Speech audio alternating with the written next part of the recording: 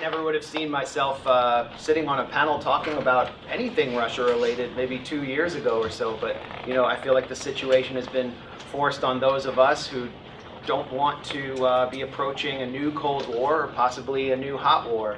And that's really where I stand. It comes from no particular affinity for Russia's contemporary system. And that's about as much respectability politics as you're going to squeeze out of me. That's pretty much my only qualification. I just think we have to look at the history here. I don't know if anyone went into this at any point, but Russiagate comes out of a historical context. Many of you probably might know it even better than I do, but it has to be put on record. I feel like I kind of lived through it growing up, during the Cold War, and then coming out of it and seeing America and its premier intellectuals declare the end of history. But I was at my friend Yasha Levine's place last night. He's done a lot of great writing for the exile from inside Russia during the one of the most pivotal periods leading up to Russiagate, and is now here. And he had a book on his coffee table, Privatizing Russia, by Robert Schaeffer and various other economists. This isn't a book about privatizing Russia from a critical point of view. It's how they did it. It was basically their blueprint. Robert Schaeffer came out of Harvard. He was installed by Larry Summers, who was one of Clinton's top economists, to basically loot Russia's economy. Andrew Schaeffer. Andrew Schaeffer? Yeah, not Robert Schaeffer. Okay. Sure. I think so. I know there's also we got an extra minute. Anders Aslan and various other economists came in, and they were actually enriching companies that many of them had a stake in.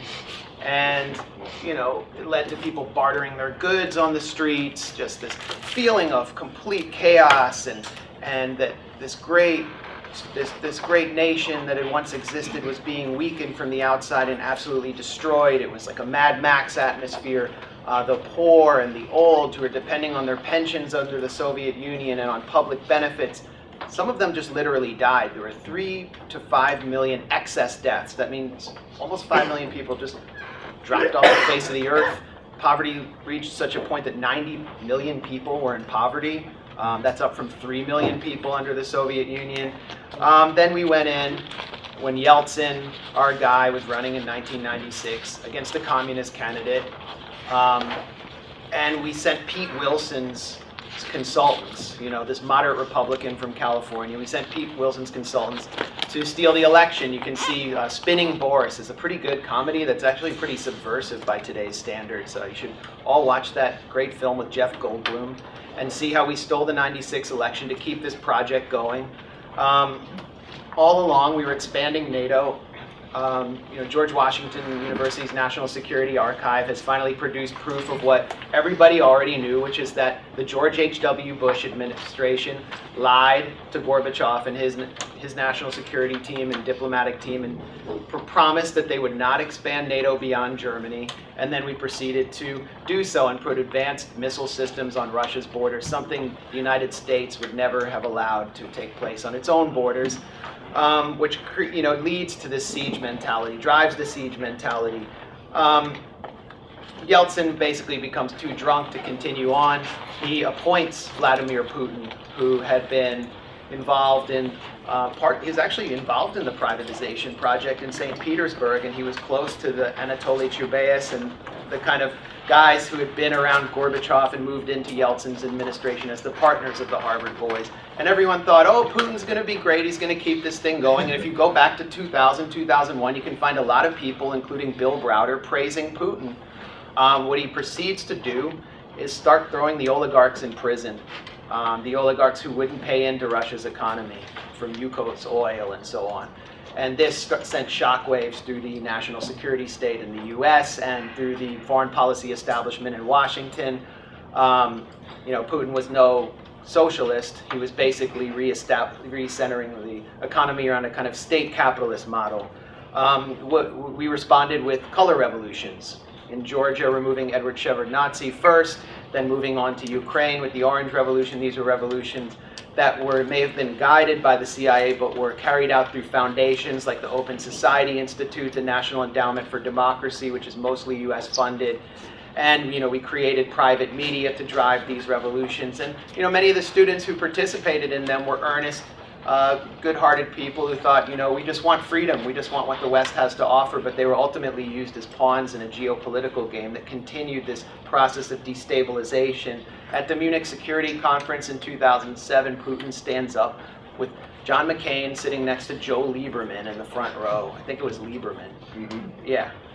Joe Mentum, remember that? He was his only endorsement for president was from the New Republic under Marty Peretz. It was really inspiring.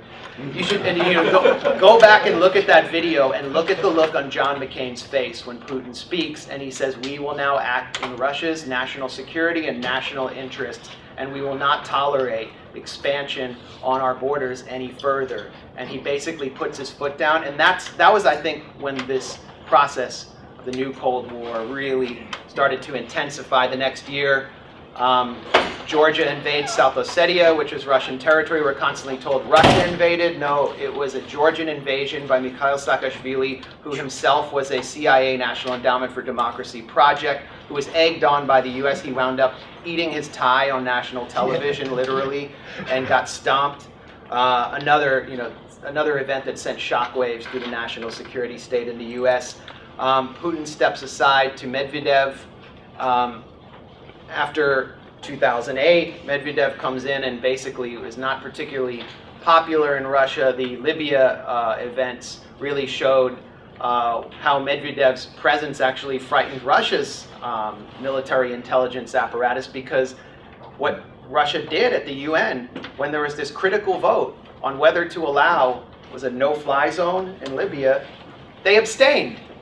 What's Libya now? Open-air slave auctions, the destabilization of North Africa, the rise of Boko Haram, the arms flow out to the south and they flow out to Libya, to Syria. Complete chaos. Putin steps back in, says we got to restabilize. He steps back in after the Magnitsky sanctions come in. Magnitsky sanctions were the product of Bill Browder, someone who's widely hailed as this great Russia expert today. He was at Hermitage Capital. He was one of the oligarchs. I think he's actually the grandson of Earl Browder, who was, yeah, I'm not sure. But he had come to Russia to loot the economy. He owed something like $240 million in taxes. And the standard story, official story, is that his lawyer was beaten to death in a Russian prison, Sergei Magnitsky. If you watch Andrei Nekrasov's film, which is effectively banned in the US, Browder has prevented it from being shown at the European Parliament. You watch this film, you're going to see an entirely different story. This Norwegian filmmaker who is anti-Putin started following Browder around thinking he was going to make this film about this great dissident, and found out that he was an international con artist and vulture capitalist who had basically used his personal fortune to doctor American foreign policy and engineer a 99-to-1 vote in the US, or 99-to-0 vote in the US Congress to sanction Russia unprovoked. I mean, there was no clear provocation for these sanctions. The Magnitsky sanctions, deepened the sense of enmity and mistrust and the fear in Russia that the US is coming back for more. And now the Magnitsky sanctions, by the way, have been expanded to the global Magnitsky sanctions, so they're now being applied against Venezuela. They will soon be used to destroy Nicaragua's economy, and so on. So we have to see the repercussions of the Cold War globally. Ukraine is next, the Maidan. Everyone remembers that. It was another color revolution style operation with many of the figures in the Maidan supported by the foundations, National Endowment for Democracy, Open Society Institute, along with the street muscle of right sector, Pravdi sector, who are Nazis. I remember at the time the neocon Jamie Kirchik wrote about Putin's imaginary Nazis in foreign policy. Well, those imaginary Nazis just celebrated an SS battalion last month in the open. They've renamed streets after Stepan Bandera and Roman Shukevich, who were involved in the pogroms of Jews. They actually renamed the street that leads to Baba Yar, the site of Jewish extermination, after Stepan Bandera. So I don't think we can imagine. I mean, they're real. Those Nazis are real. And this is the part of, you have to understand the fear of Russia to have Nazis on their border. And then, of course, Syria. I don't want to spend more than 10 seconds on it, but we enacted a $1 billion program to arm and equip what we consider to be moderate rebels in the only allied state in the Arab League, the only state allied with Russia. So Nazis and jihadists coming at you on your borders or in the middle of your allied states, marching on their capitals. Anya mentioned the RT incident with Liz Wall. This, as I wrote for TruthDig, was engineered by the Foreign Policy Institute, which was a rebranding of the Project for the New American Century of Robert Kagan and William Kristol. Same board of directors, pretty much the same sources of funding. Paul Singer, vulture capitalist, pro-Israel vulture capitalist Paul Singer backed this whole operation. Just different faces like Jamie Kirchick, who are the next generation of neocons. And they engineered Liz Wall's resignation on air on RT to not just humiliate RT, but to cast it as this Kremlin influencing operation. And to some extent, they succeeded with the complete support of mainstream US media. I'll kind of end it in the 2016 campaign because we kind of know what happened next.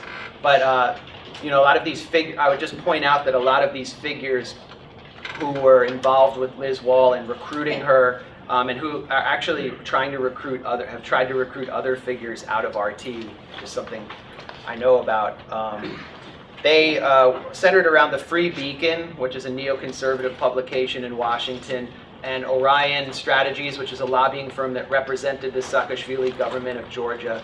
And that group was the original group that funded the creation of the Steel Dossier before it was passed on to Perkins Coie, the law firm close to Hillary Clinton and its campaign and the DNC that funded the Steel Dossier, the dodgy dossier, which was really used as the narrative basis for Russiagate. That's how the media was able to understand Trump-Russia collusion and Russia's nefarious actions to interfere and meddle in the West. The Steel Dossier was dropped, and I'm just going to end it here. The Steel Dossier was dropped in January 2017. It was not only funded first by the neocons, then by the Clinton campaign, but James Comey, the FBI director, was planning to pay for it until its existence was exposed in October 2016.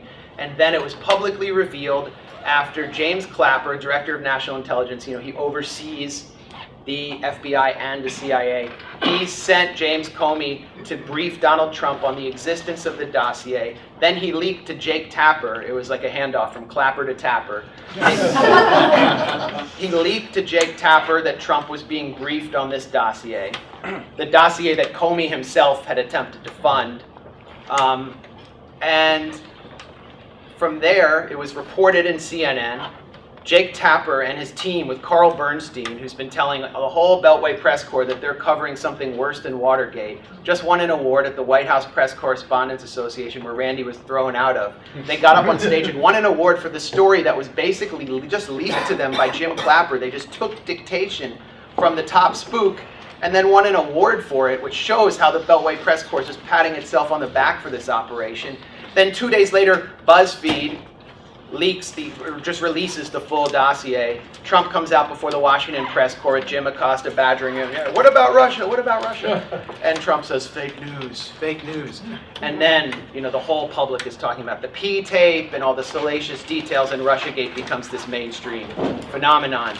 So you have a confluence of interests, the never-Trumpers and the Clinton people, and, they want to oppose Trump without talking about the economy or anything, real. And then you have the neocons and the national security state, whose interests I laid out here, and now it's their world and we're living in it.